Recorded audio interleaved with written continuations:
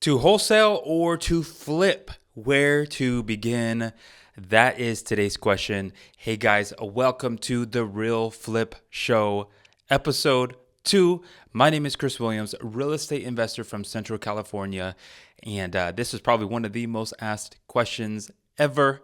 So I have been wholesaling and flipping for about 15 years now, since the beginning of 2010. And so my answers are based off of my own experience. So a quick overview of both.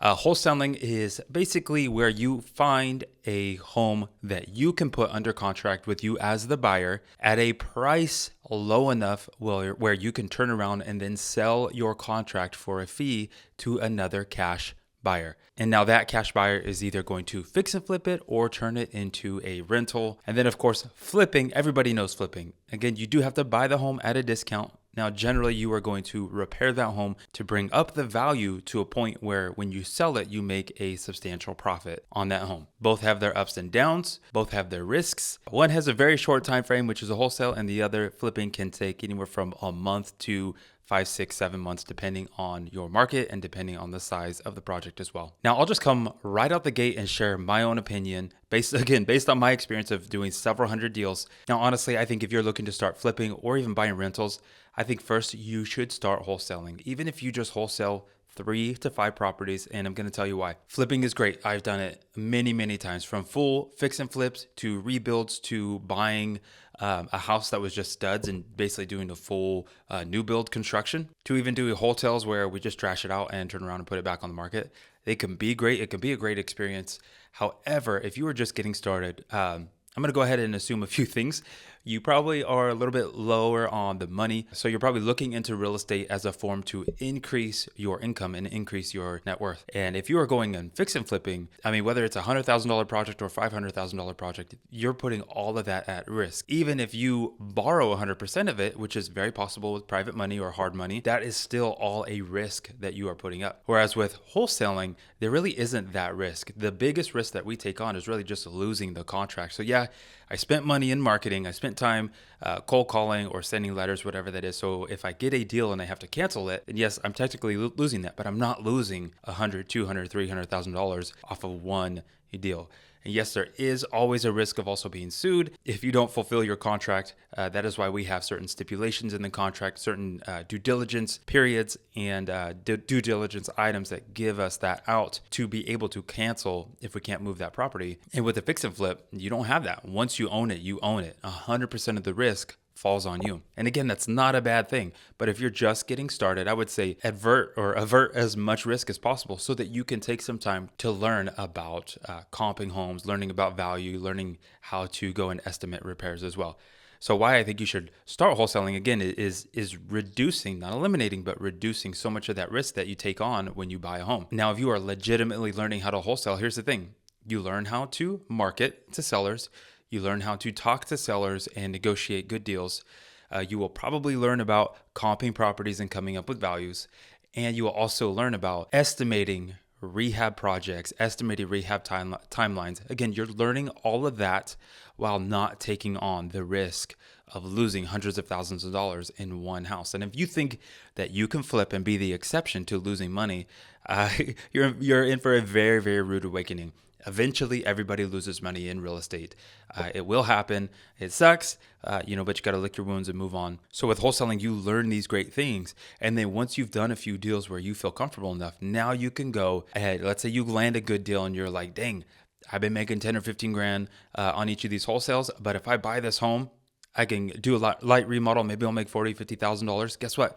Now you have that knowledge and experience that you've done with your wholesale deals, where you can now go in and buy that property and probably feel a lot more comfortable and do better in pulling out as much profit as possible. And with wholesaling, you don't have to raise capital. Yeah, you do need cash buyers, but they're not loaning you the money. You're just flipping your contract over to them and they're taking it on. Now, with any real estate project, it's not just ROI, return on investment. Usually when you fix and flip, your ROI is substantially more than a wholesale, but you have to think about return on time, ROT. So with a wholesale deal, generally we're closing 7 to 14 days. On a fix and flip, again, it could be a light remodel where we're in it for 30, 60 days, or stuff can go wrong. People can break in, squatters can come in. You could get the value wrong. You could go over budget on the rehab. You could start opening walls and realizing that this project is so much bigger than you thought. And now that deal is stretched out 5, 6, 7, 8 months. And you got all those expenses, right? You've got the extra expenses of any interest that you're paying to any private lender or hard money lender. You have all the extra expenses of utilities, property taxes, insurance, not to mention any kind of shift that could happen in the real estate market. And no, I don't think we're going to see any type of 10 or 20% downward drop or upward spike in real estate values. But if you're holding onto a project 4 or 5 months more than you planned, and those values go down even a couple percent, right? 2 or 3% drop is not really that big. But when you're talking, $40,000 in profit, all of a sudden that could be dropped substantially, right? You could chop that in half, and then now you've held onto this house for 8, 9 months only to make like 15 or 20 grand. Yeah, it's better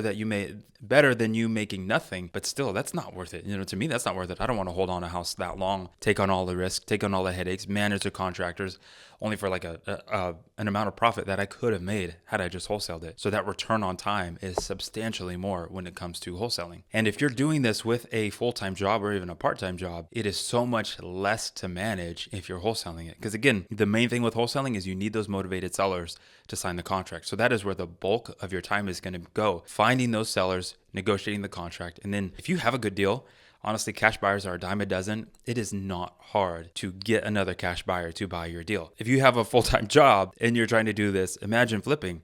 You have to run your marketing, you have to run your negotiating, you have to run your seller appointments, you have to manage escrow, you have to raise capital, you have to get it closed, you have to make sure insurance and utilities and all that's in your name or in your entity's name. And then you have to manage the contractors. I mean, it's no shade on contractors. I have some very good contractors, but man, I've worked with contractors that are just they're crap, and I've had to fire people, and I've had to go out and realize stuff that was said to be done is not done. Now imagine doing that with a full-time job. You don't have to go out to your property every single day. I do know some people that do, but if you're just getting started, again, you're kind of learning as you go along. So you might feel the need to go out there every single day and check on a property. Now do that with a full-time job and with a family and with any co-curricular activities or anything like that outside of work. That can get time consuming. What's really going to happen is you're going to be spending more time managing that one project that you could have actually spent finding more sellers and doing more deals. So again, I wouldn't straight up just say, oh, don't fix and flip to begin with. This is really just my opinion, and it's from my own experience of doing both and also doing it with a job at one point in my life as well. Having to manage those things and manage time. I also look at this from the perspective of being a father of 5, being a husband, being in ministry. I mean, we have a very, very busy life. So I would definitely err on the side of wholesaling. Again, you learn so much without taking on the massive risk that fix and flipping does, and also the time it takes. Because just like I always say, you have to manage a project and then you have to sell it. And it's not a matter of just, the project's done, now it's sold. You can ask anybody who's ever sold a flip, anybody who's sold a house, any real estate agent out there, there's a fighter jet flying above. I probably won't wait for that to end. It's going to be all day.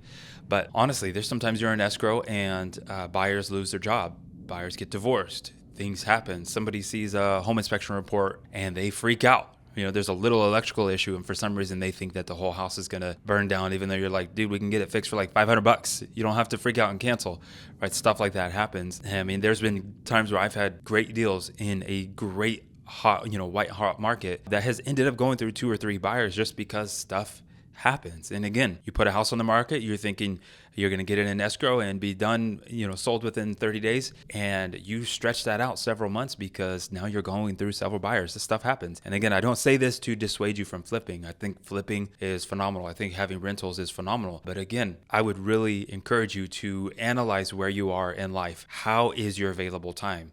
How is your available money? Do you have a lot of time where you could dedicate to this? And do you have a lot of extra expenses? Now, let's say your private lender will only fund up to a certain amount for your rehab, and you go over budget, 4, 5, 6, 10 grand. If you don't have any money, because you're doing this just so you can not be broke, you're going to have a hard time, right? Your deal's going to be stuck, and then there's extra holding time. So if you have that extra time, extra money, sure, maybe you could start flipping at the beginning. But again, I would really recommend wholesaling. Learn wholesaling. It is not incredibly elaborate.